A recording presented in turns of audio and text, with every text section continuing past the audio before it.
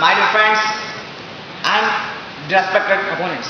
Today, it's Cadet Pawan representing Lion Rashtrakuta would like to speak upon the most controversial topic, that is India alive?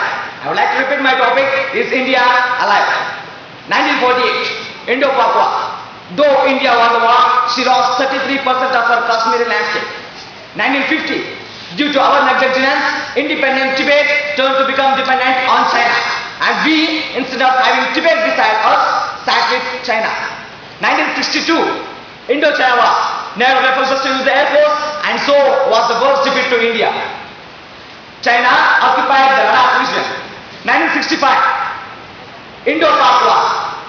Though India won the war and reached Lahore, but we are not there enough to ask them to give back our lost Kashmiri land.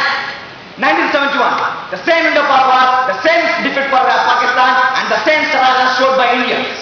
We, instead of asking them to give back our lost Kashmiri land, have released their 90,000 Pakistani soldiers, as per the demand raised by Zulfikar Ali Bhutto.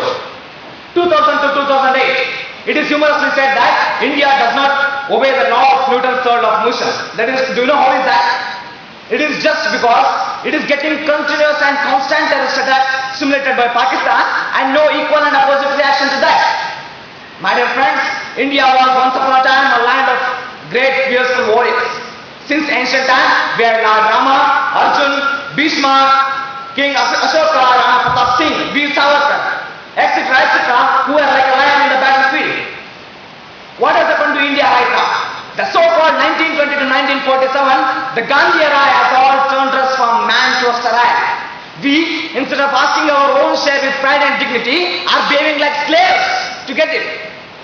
My dear friends, Jawaharlal Nehru, to gain his popularity, has postured for the world peace, mind peace, chicken peace, mutton peace, etc., and killed our ancestors. Why is it so? In the east we are attacked by China, in the west we are occupied by Kashmir, and in the future we would be left with no choice except to go straight to the south and dive in the ocean. My dear friends, in 2011 when China celebrated its 60th Founders Day, like a gentleman, our Manmohan Singh wished them very good future ahead. Do you know what did they give back in return as a gift? They cancelled all the Kashmiri passports for Indians and gave their own passports. Later, when Mr. Manmohan Singh visited Arunachal Pradesh, they openly showed their unhappiness. Why is it so? We should ask their permission to visit our own land. My dear friends, in the last 2 years, we have mainly 3 incidents in which China predominantly dominated India. The first one is during Indo-America nuclear supply deal. First, it claimed that it won't interfere in this matter. But during September 2008, International Atomic Energy Agency meet, it openly poured its dirty nose into this matter. But only when America interfered in this matter, it turned back. The second issue is, India raised the demand of $2.9 billion to Asian Development Bank. China opposed this issue also. Do you know why was that? In that issue, $60 million were proposed to be utilized for the development of Arunachal Pradesh.